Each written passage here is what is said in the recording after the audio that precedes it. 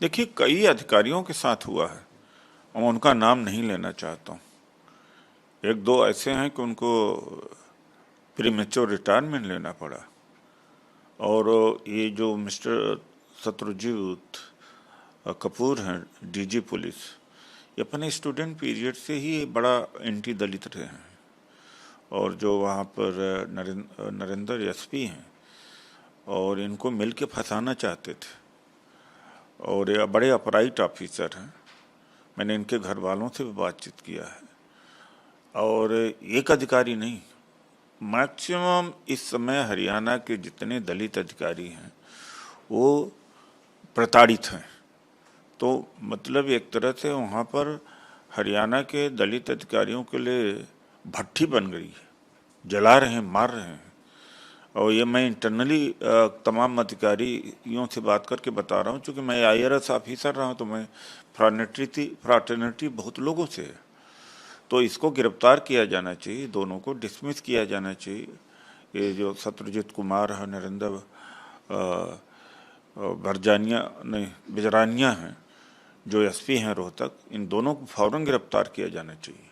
और अमनीत कुमार जो senior IAS हैं, उनकी वाइफ हैं, उनके दोनों बेटियों को सुरक्षा दिया जाना चाहिए।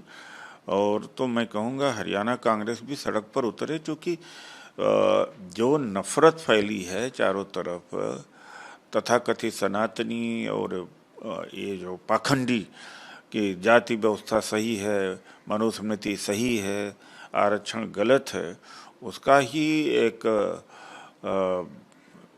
रूप देखने को मिला है, जो कि CGI के ऊपर जूता फेंका गया।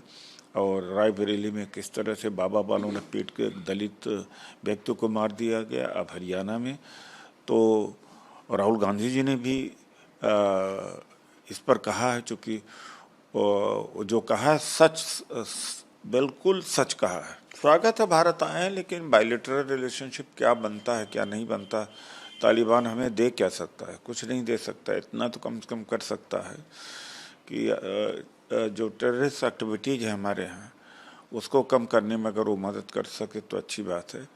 अभी चूँकि तालिबान की स्थिति खुद बहुत ख़राब है, और जिस तरह से महिलाओं के साथ वहाँ पर उत्पीड़न है, बहुत अमानवीय व्यवहार है उस समाज का। और एक बात, दूसरी बात है, सरकार स्वागत करती तो सबको नज़र आती है। मोदी जी रिसीव करने जाएंगे, झप्पी लेंगे और पीठ थपथपाएंगे, अल्टीमेटली वो हमारे खिलाफ ही जाते हैं। मिलता हमें कुछ नहीं मिलता।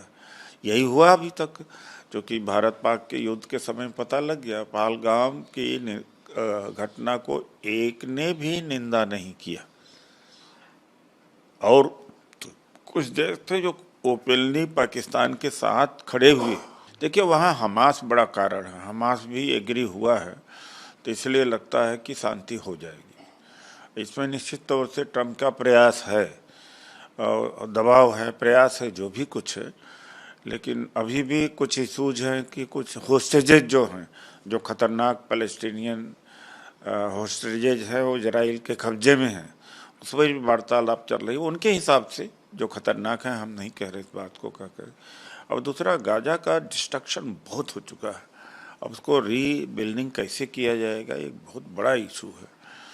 तो खैर, दुनिया के में और वेस्ट एशिया में ख़ास तौर से शांति हो, या दुनिया के लोगों के लिए भी ज़रूरी है। देखिए, अमेरिकी राष्ट्रपति के लिए नोबेल प्राइज़ कोई बड़ी बात तो है नहीं, जहाँ तक कहा जाए। लेकिन एक उनकी अपनी महत्वाकांक्षा हो सकती है, या वो पीस स्थापित करने के लिए भी वो जाने जाएं। तो खैर, वो तो नोबेल लॉरेट की जो कमेटी है वो इवैल्यूएट करती है, उसमें क्या है। और ट्रम्प का अपना एम्बिशन है, बीजेपी अपना गिरवान झाके देखे, हमें अपना काम करने दें। हमारी रणनीति के तहत हो सकता है, समीकरण के तहत। बड़ौदा छोड़कर मोदी जी बनारस आए हैं, तो क्यों आए भाई? तो ये